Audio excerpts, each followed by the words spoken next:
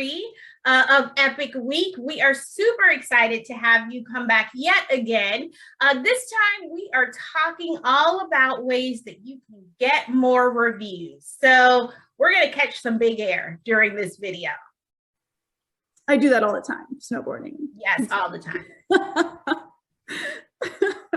All right, so review count makes up 30%. That's the weighted grade or the weighted part of the grade for your Epic grade. So review count is really taking the number of reviews per unit written in the past 365 days. So as you recall, Epic is calculated on the last 365 days, a rolling calendar. And so we use this so that, you know, if you have a smaller community, for instance, you don't have to have quite as many reviews as, say, a 1,000-unit community or something like that. So it really sort of levels the playing field, but also makes sure that the renters that are coming to apartment ratings have enough reviews to make good decisions. So we want to make sure that you have enough of those coming in and a new and fresh perspective, you know, all the time, that those are always fresh on the apartment ratings page. So that's why that one's super important, because you want to make sure that people are constantly telling it's not just one person's point of view. So that's why that's weighted at 30%. Yes, and so really important when you are trying to kind of crack the code, if you will. How do you get an A+ for your for your review count on your Epic index? Well, you can take, and this is kind of where we are right now, because again, it all depends on what everyone else is doing. But where we are right now, think about 2.5 or 3%, okay, of your unit count. So if you have 250 units, that means you should be at 6.25 or 7.5 reviews per month. And because Epic is that rolling 365, that means you need to maintain 75 to 90 total reviews during that period. So if one review drops off, you need to get another review. If 10 drop off, but if 10 drop off today, you're going to need to collect 10 more to stay within that 70 to 90. Now, this is where we are today, because if everyone else starts hitting that 2.5, 3%, you may even have 5%ers out there, that means this calculation is going to change. But right now, today, for day 3 of Epic Week, this is where we are, 2.5 to 3%. Yes, and so hopefully you've been following all the Epic teasers this past week. So one of the questions that we asked is offering incentives for reviews, whether positive or not, considered an FTC violation? The answer is? It depends. It depends. If the reviewer is awarded any type of incentive, that has to be disclosed in the actual review. So they either have to say when they're writing the review that I have been entered into a contest for writing this, or I have been offered a gift card to write a review. Even if they write a positive or a negative review, they can put it that way. Or if you respond to a review online, you have to say, thank you for entering our contest, or you've been entered into our contest based on this review. So you have to be very clear. It has to be online where potential renters can see it. Because they want to know. Renters, it's not transparent anymore if people are being incentivized in some way to write something. So you want to make sure that it's very clear. If the reviewer doesn't say it, make sure that you say it very quickly in your response. And if you have more questions, because I know this is kind of a tricky subject, and I know a lot of us in the past, I know when I was on the operator side, you know, we would do some of this stuff too, and it has to come to a stop. So if you want, check out SatisFacts.com. We have a webinar out there that is with the FTC, and they really offer some solid solutions. If you have questions about what's okay and what's not, it really lays it out there for you, and make sure that you are really good with those guidelines, because you certainly don't want to get hit with a fine or anything like that, or you don't want to continue to be monitored on those different platforms. So please make sure that you are following those rules, but we can help you. If you have questions, let us know, or make sure you check out that webinar and share that with your teams. Yeah, absolutely. So when we're doing kind of the do's and don'ts, right?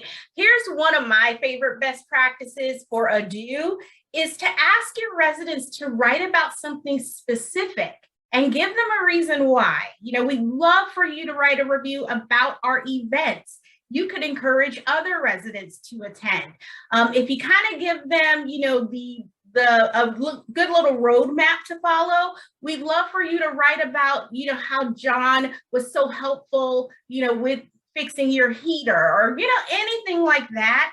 That really is going to help someone want to do that because they know now what to write. Well, I don't know what to write about. I don't know. And you also make your residents feel like little experts, right? Like you always come to the parties, you always come to the events. Who better to write about how we're doing in that area? As Melissa talked about on the slide before, try not to. Please don't offer incentives for reviews. And that's anything that benefits the writer of the review. So it could be a gift card, rent credit, reward points. We've seen that as well. If you are going to do any kind of an incentive, make sure that disclosure is there. It's in the review itself. And sometimes residents aren't going to know that they have to put that in there. And if they miss it, it falls back on you to put it in your response. So if that disclosure isn't there, that's where the violation for the FTC comes in. Don't want anybody to get in trouble. Exactly. So another good do. So review count is tough, right? We often get that question. How do we get more people to leave reviews, right? So one cool thing, I used to love doing this, is to create a QR code. And there are so many ways you can do that. If you use Canva, you can do it there for free. There's a bunch of different sites online that you can create a QR code. And the reason you want to do that is because it sends them directly to your review site, because you don't want to say, hey, go to Google, and then you leave it on them to sort of find your community, figure out where you are. It takes forever. They're going to give up. So give them the direct route. When I was on the operator side, I used to make different business cards for each property. One would be if we needed extra Google reviews. This one went directly to the Google one. If you need one for Yelp, you know, so then make sure you have your apartment ratings one ready to go to. And we would leave those, you know, if, you know, they would leave them on the desk, we would also leave them behind after we completed a work order, you know, things like that. So you can offer those. And we just made them little business card sized. And it just said, we'd love to hear from you, and had the little QR code on there. And again, now everyone, good news, the only good thing that came out of COVID is everyone knows how to use a QR code. So it's super easy to get to your review sites. And again, just it gives them just an opportunity to go there when they wouldn't have thought about it previously. The reminder for this is don't ask that they write only positive review. I think it's really hard to do that, because you want to make sure that they are saying positive things, but you can't always guarantee that. But don't discourage or prohibit negative reviews or solicit only positive reviews. Make sure that you're just asking for feedback. And frankly, you know, in order to help us get better, I mean, all of us want, you know, in our jobs and things like that, we want that constructive feedback. It may not always be 100% positive, but we want to make sure that we're getting the feedback that's going to help us get better. So even if it happens to be negative sometimes, that's okay. It gives us that opportunity to improve. So make sure that you're not trying to get specific types of reviews, because that is called review gating, and it's considered a deceptive practice by the FTC. Yeah, absolutely. And there are companies out there that will tell you, hey, we can get you more Google reviews. We can get you more Yelp reviews. I mean, they will promise you the world, but the practice is actually review gating. So again, we don't want anyone to have any kind of trouble with the FTC. So we have a couple of different things that are available that you all can check out as well. If you are a SatisFacts customer, you can add the Verified Resident Program to any of your Insight surveys. And this is going to help with your review count. What happens is at the end of a SatisFacts survey, we ask the resident, would you like to take another brief little 1 minute to leave a review on apartment ratings? And if they say yes, they're given your apartment ratings criteria where they can rate you. Remember the video from yesterday, you can earn up to 30 stars, right? They rate you and then they talk about their experience. And that can be added to any of the insight surveys. You can also sign up. If you don't have surveys, you can sign up for what's called VRP Select, where we will, when your residents are reaching 120 days before their lease is scheduled to expire, we'll send them a quick little invite to write a review on apartment ratings. This is an amazing tool. Both of these, VRP and VRP Select, are amazing tools to help get your review count where you want it to be. And Melissa's going to talk about what actually happened when a client did just that with VRP Select. Yeah, so pretty simple, but when they started prior to adding VRP Select, they were a D+. So you can see on this page, they went from a D+ to an A in 30 days, which is amazing. So you can see if you look across that line there, they increased 52% to make that happen. So a really simple way to do it is to add that VRP Select program. It just makes sure that your potential renters are really getting a clear picture of how it is to live at your community. And like we said, the more reviews, the better, because you want to make sure that you are putting forward your authentic experience at your community. So this just offers that incentive, or not incentive, I'm sorry, it offers that opportunity for your residents to really showcase what they love about your community.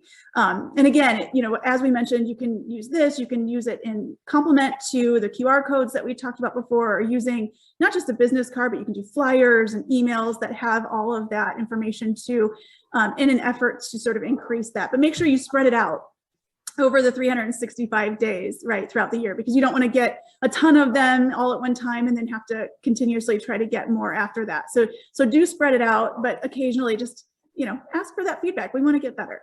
Yeah, and we also know that residents definitely would write a review if you just ask them. And a lot of times they don't know where to go. Right? They don't know where they should be writing the review. So Melissa talked yesterday about the top 5 companies in our 1 to 9 portfolio size category. Here are the top 5 from July in the 10 to 24 group. And we're not sure what's going to happen in January. These things are flip-flopping all over the place, but it's going to be pretty interesting to see who makes it to the top of the podium in January. So we're super excited when we finally get to the December 31st deadline and we close everything out. We're going to know, but you guys will find out in January, mid-January. All right. And I know we're all here for the challenges, right? We're all here to show the money. So we have another daily challenge for you for day 3. So Leah, what's it all about? Yes. So this one, and you don't have to hit the snow. You don't have to get on, do anything crazy. If you have snow, that'd be amazing. Oh yes, absolutely. No one's had snow yet. It's so weird. So what we want you to do for the day 3 challenge, we want you to go to our site or our accounts, either SatisFacts on Facebook or SatisFacts Education on Instagram. Look for the Epic Day 3 post, and then we want you to do a copy paste. Super easy. Go to your favorite review from apartment ratings that has taken place this year, copy it and paste it into the comments. We want to see all that big air that you guys are catching out there from your residents. We want to see all of those kudos. We want to hear about your rock star maintenance teams. We want to see all the good stuff that's happening that your residents have to say about their experience. So just go to the Epic Day 3 post, copy and paste. That's all you got to do. Your favorite review from apartment ratings so far this year. Yep. And then don't forget to come back for day 4 of Epic Week. So we will be talking all things engaging with your reviews. So how do we get reply time down, and how do we make sure that we are answering all of our reviews effectively and making it really worthwhile for our Epic grades? Yes, and one more costume change is on the way. Can't wait to see you guys. Bye. Bye.